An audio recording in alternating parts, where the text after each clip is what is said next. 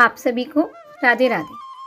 आज हम पोष मास के कृष्ण पक्ष में पड़ने वाली एकादशी यानी सफला एकादशी के बारे में चर्चा करेंगे। सफला एकादशी का व्रत अपने नाम के अनुसार ही सभी कार्यों में सफलता दिलाने वाला और मनोकामनाओं की पूर्ति करने वाला माना गया है। एक बार धर्मराज युधिष्ठिर जी ने भगवान श्री कृष्ण जी से पोष मास की कृष्ण पक्ष में आने वाली सफला एकादशी के महत्व के बारे में पूछा।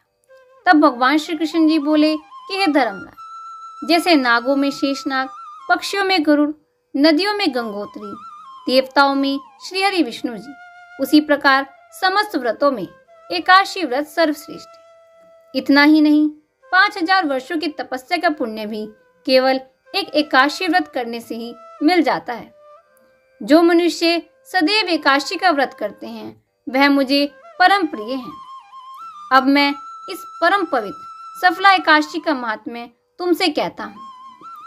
चंपावती नाम की नगरी में एक महिष्मान नाम का राजा राज्य किया करता था।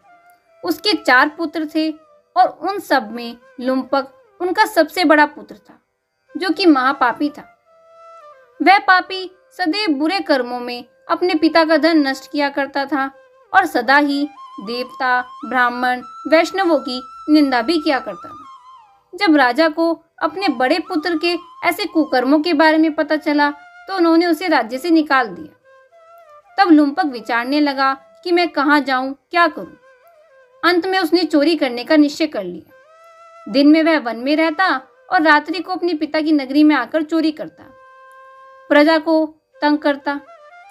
कुछ समय पश्चात सारी नगरी ही भयभीत हो गई। वह वन में रहकर पशुओं आदि को मारकर खाने लगा। वन में एक अति प्राचीन विशाल पीपल का वृक्ष था।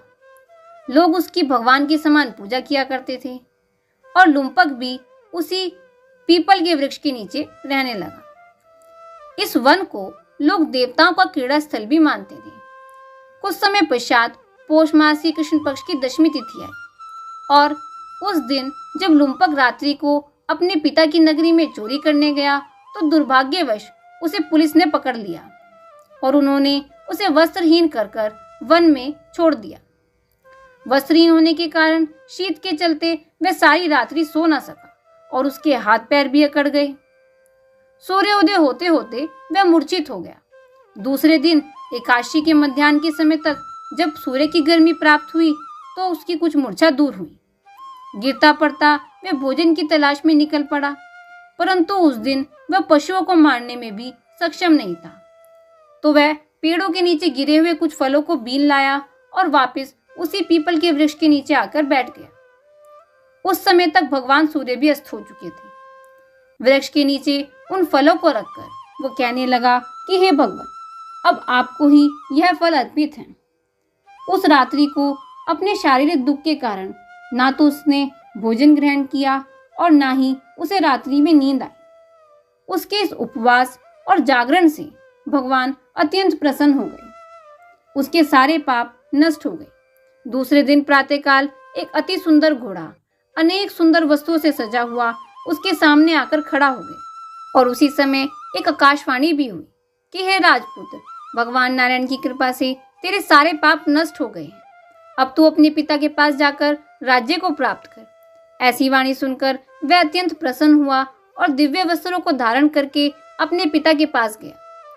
उसके पिता ने भी प्रसन्न होकर उसे समस्त राज्य का भार सौंप दिया और स्वयं वह वन को चले गए। अब लुम्पक भी शास्त्रानुसार राज्य करने लगा और उसकी स्त्री, पुत्र और सारा ही कुटुंब भगवान नारायण का परम भक्त हो गया। वृद्ध होने पर वह भी अपने पुत्र को राज्य का भार सौंपकर वन में तपस्या करने चला गया और अंत समय में वैकुंठ को प्राप्त हुआ।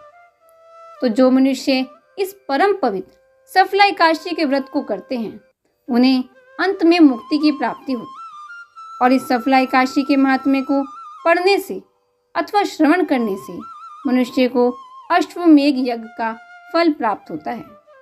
बोलिए वृंदावन बिहारी लाल की जय। जय जय श्री राधे।